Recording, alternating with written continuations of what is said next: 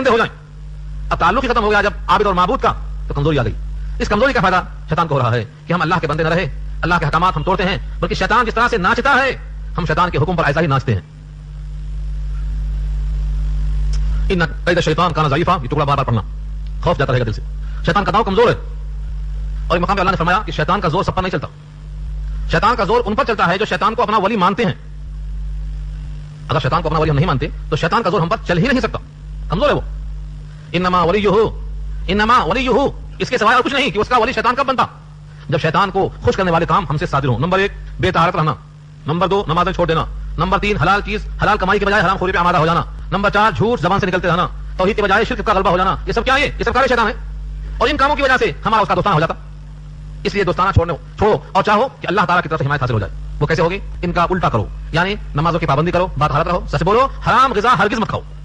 منہ کے اندر حرام غذا جائے گی تو یا تو جسم خراب ہوگا, یا تو ایمان خراب ہوگا, یا جو خون کا جز بنے گا وہ جہنم کا لائق بنے گا. اولاد پیدا ہوگی تو نہ فرمان پیدا ہوگی, نہ ہنجار پیدا ہوگی. تو عقل حلال اور صدقے مقال یہ ہم چیزیں.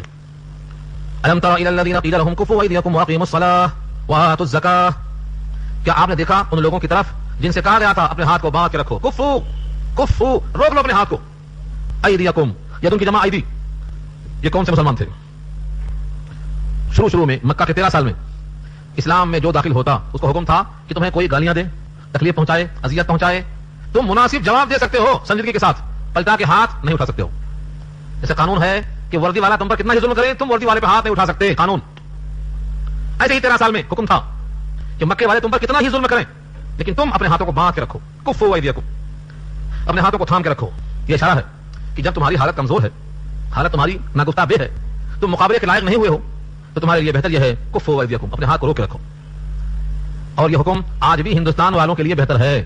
کفو ایدیکم, جس گھر میں رہتے ہو اس گھر میں تخریب کاری سے کام نہیں ہو سکتا, وہاں تو یہی حکم ہے کفو ایدیکم, اپنے ہاتھ کو روک کے رکھو. یہ حکم کب تک رہا؟ مکہ کے 13 سال تک حکم رہا کفو ایدیکم, اپنے ہاتھ کو روک کے رکھو. اور جب مکہ سے ہجرت کر گئے, وطن تبدیل کر دیا, اجتماعیت کی شان پیدا ہو گئی.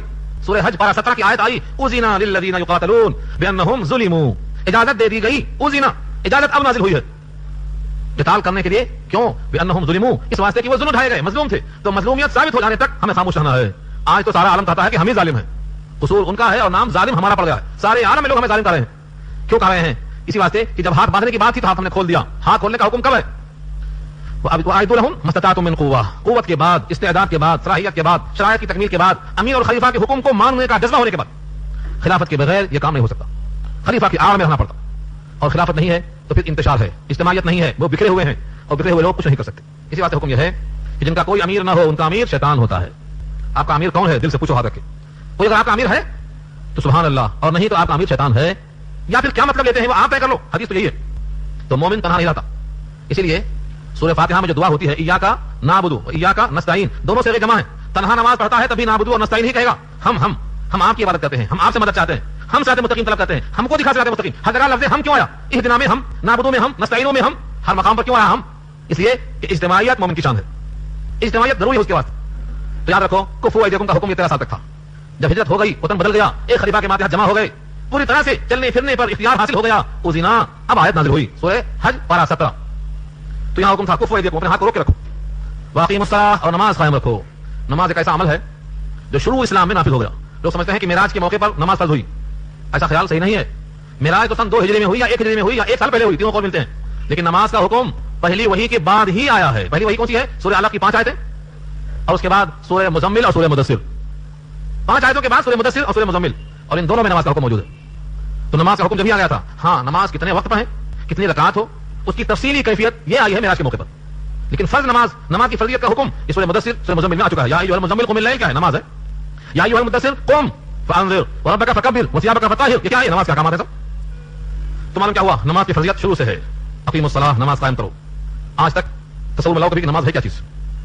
نماز کا اتنا سخت حکم جو اللہ نے دیا ہے, اس کا ہمیں فائدہ کیا ہو رہا ہے؟ بعض لوگ کہتے ہیں بیزارگی میں, کیا میاں وہی نماز روز زندگی بھر 5 وقت, وہی ثنا, وہی تحیات, وہی دعائیں قنوت, وہی دعائیں ماسورہ, وہی 5 دعائیں. کتنی اگلی بات پہ 5, یہی 5 دعائیں, ثنا, التحیات, درود شریف, دعائیں ماسورہ, دعائیں قنوت, یہ 5 دعائیں تو ہیں. چھٹی کون سی ہے؟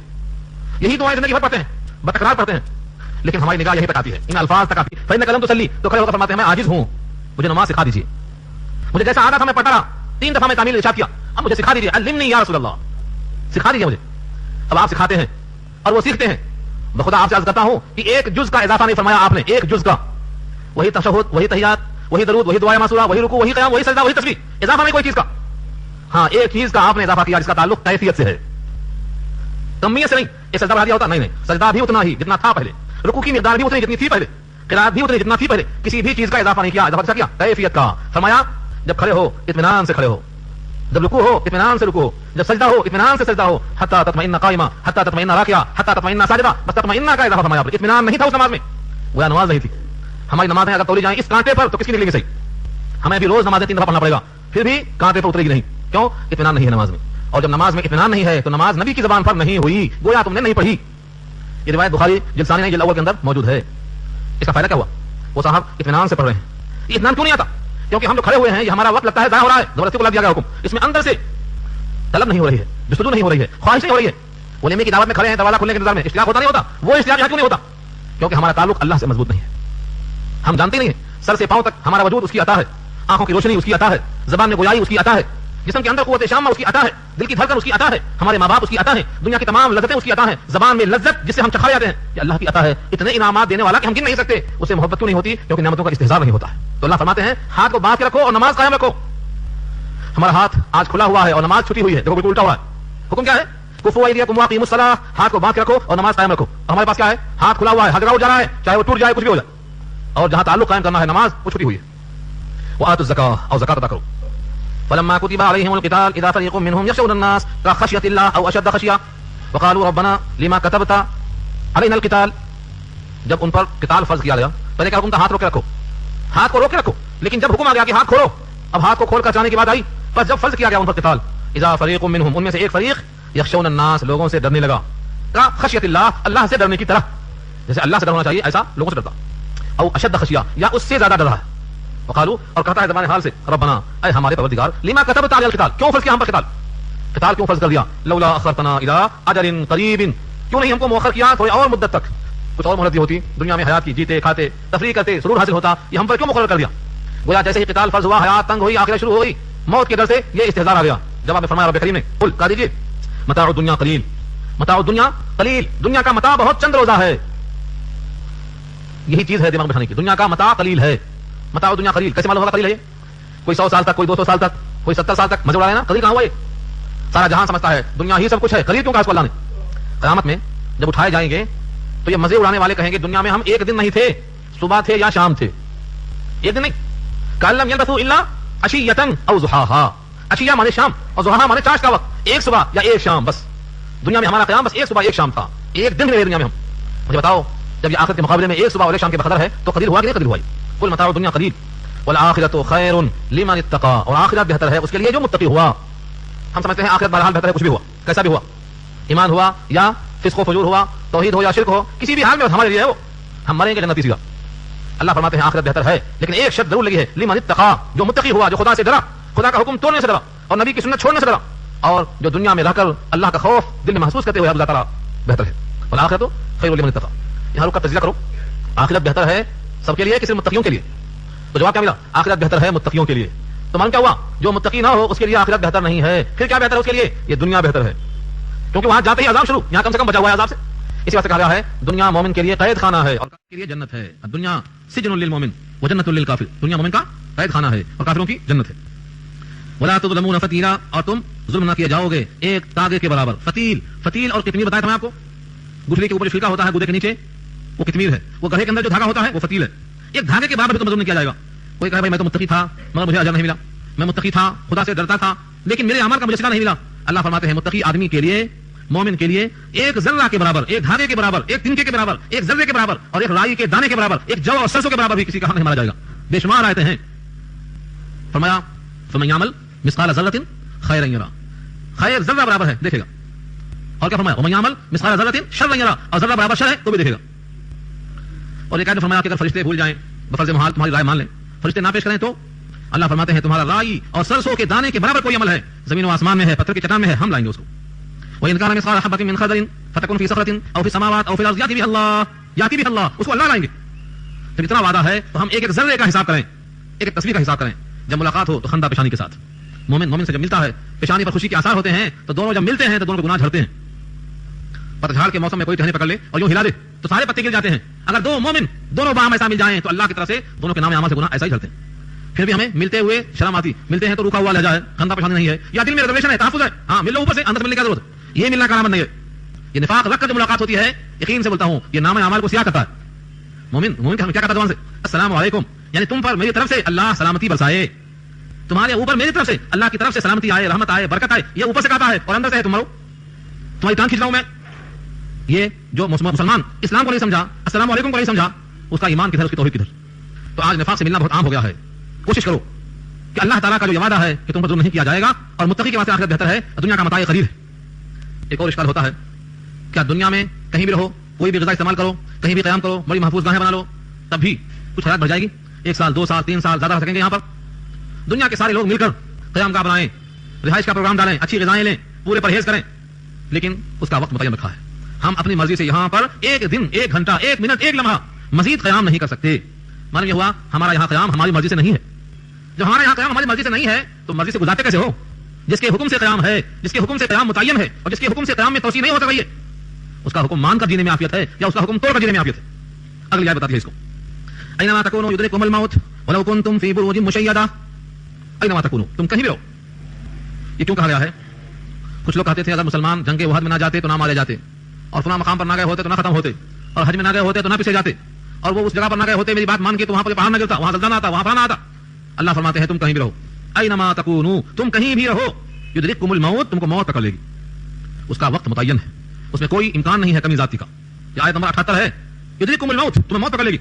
वलौ कुंतुम फी बुरूजिन मुशय्यदा, अगर हो तुम ऐसे बुरुज में, बुरुज कहते हैं जो चूना और कलई का तैयार होता है ना, बुरुज बड़े बड़े मजबूत चट्टानों से बना हुआ, मुशय्यदा शय्यद के माने मजबूत, चूना और गश का बना हुआ, फी बुरूजिन मुशय्यदा मजबूत किलों में हो, मजबूत से मजबूत मकामों में हो।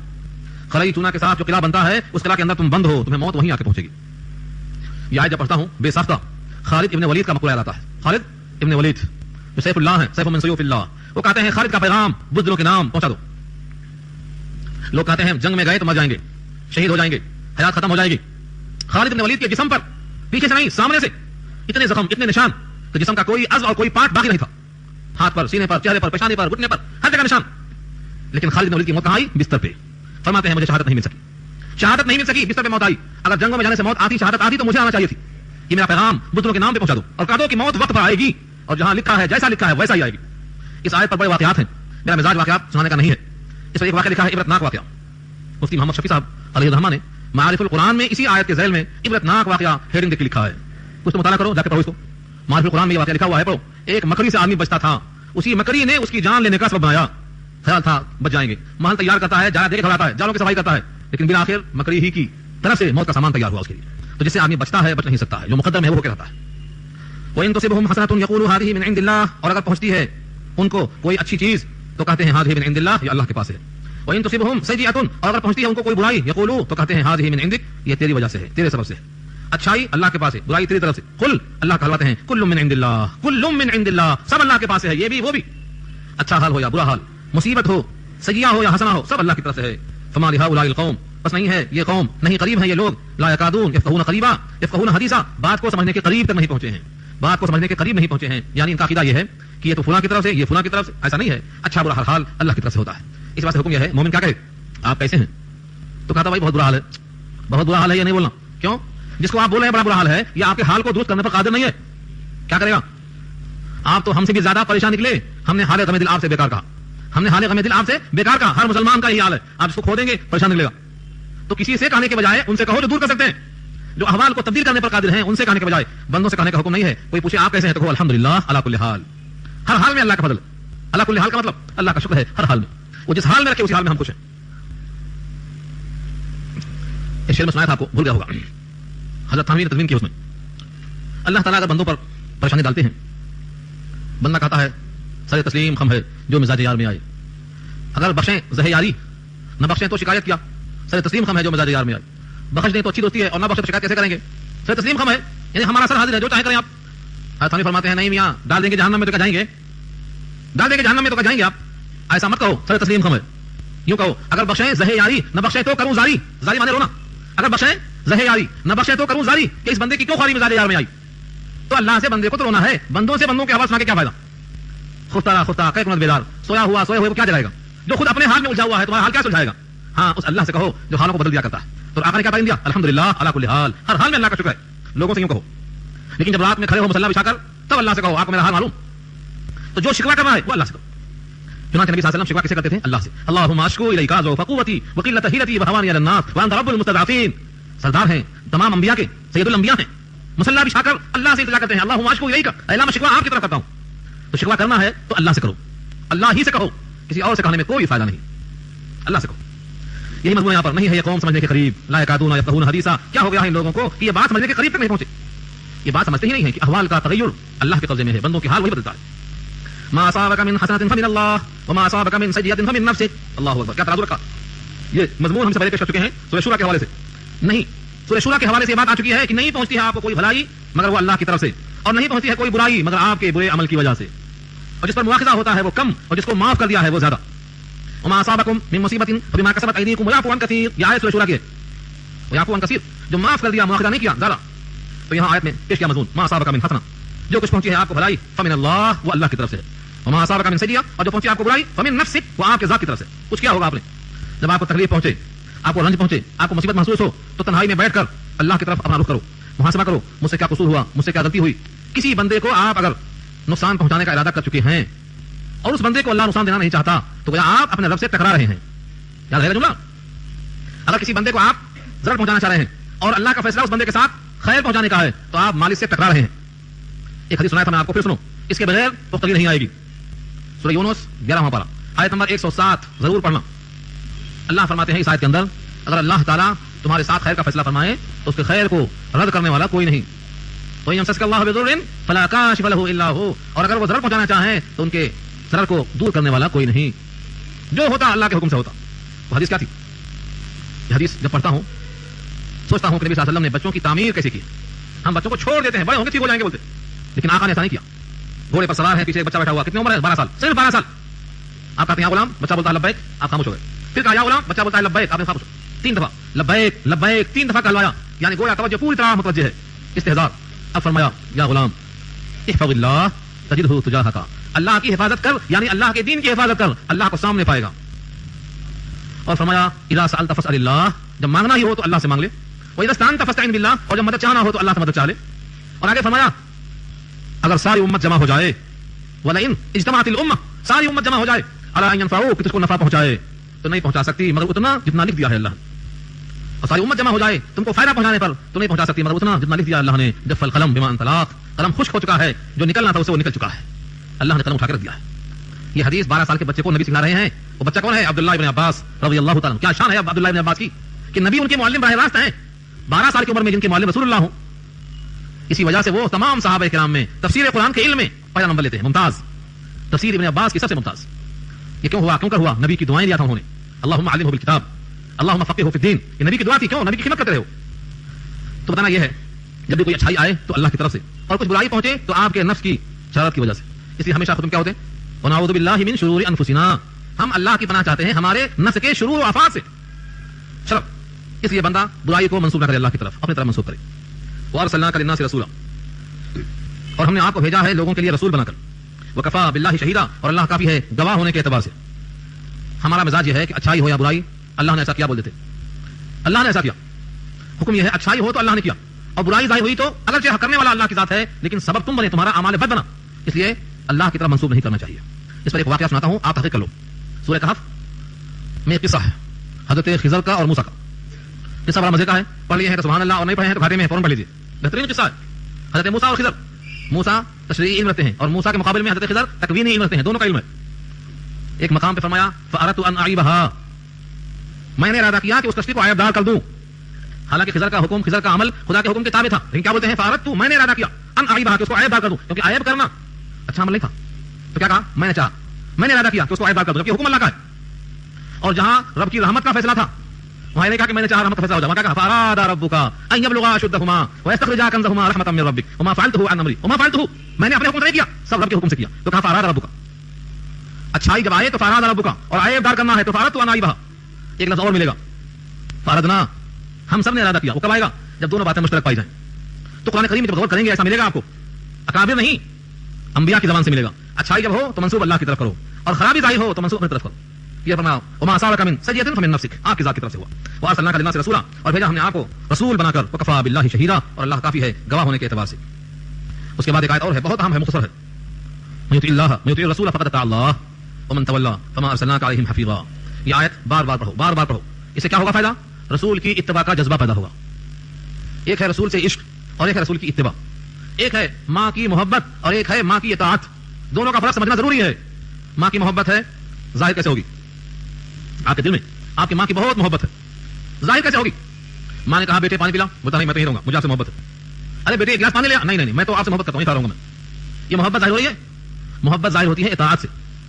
اگر اطاعت نہیں ہے تو محبت ہرگز ظاہر نہیں ہو رہی ہے. اسے محبت کرنے والا اپنے محبوب کا غلام ہوتا ہے. غلام یوسف کو دیکھ کر لوگوں نے انگلیاں کاٹ لیا، لیکن حضور کے حکم پر لوگوں نے گردنیں کٹوا دیا. تو محبت اطاعت چاہتی ہے.